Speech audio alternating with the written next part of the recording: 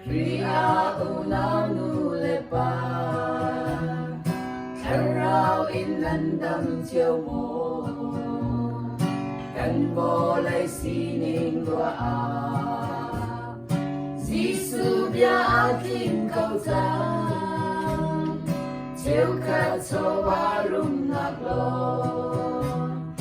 Chiều khát du pha câu na Rangkat di doin Tale boy ngak in akan Sise zum tu nang lekay ni Kan zum na kahin lawin Bulay mini lay mit awin Lay pardo tan man hasin Walay kanun sa nakim Tinupilay asaw daw Lamle betang nun na Zisu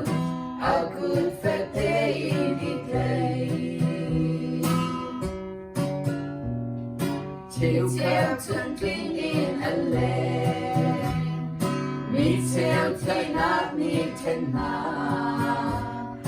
Râm chiều khát thân thâu liêu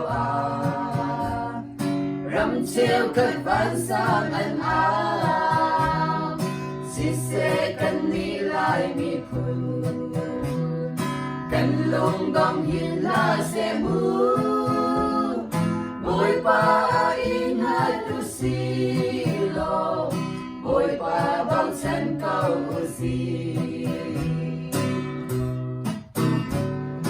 Sise zum tu nang lekay ni Kan zum na kahin lawin Walay mini lay bit awin Lay pardo tan man nasin Walay kanun tanakin Tinupilay asaw daw Lamle betag nun na Zisu Akun fete initay Lay apor lo tumini Kriway lam long por lo se Por lo pitag volay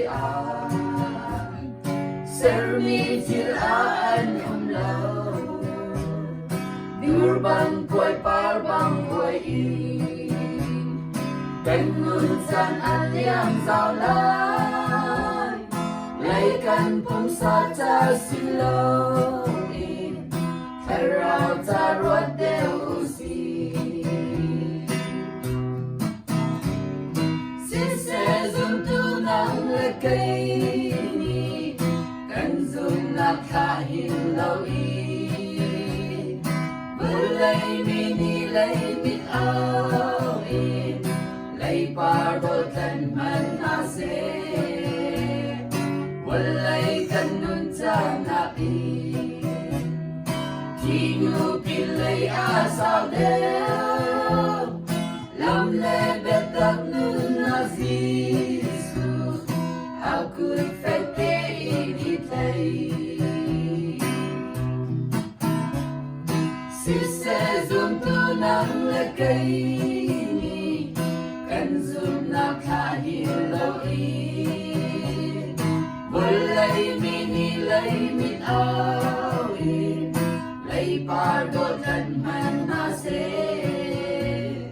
Walay kanun tanakin Tinupilay asaw daw Lamle betag nun na Zisu Aku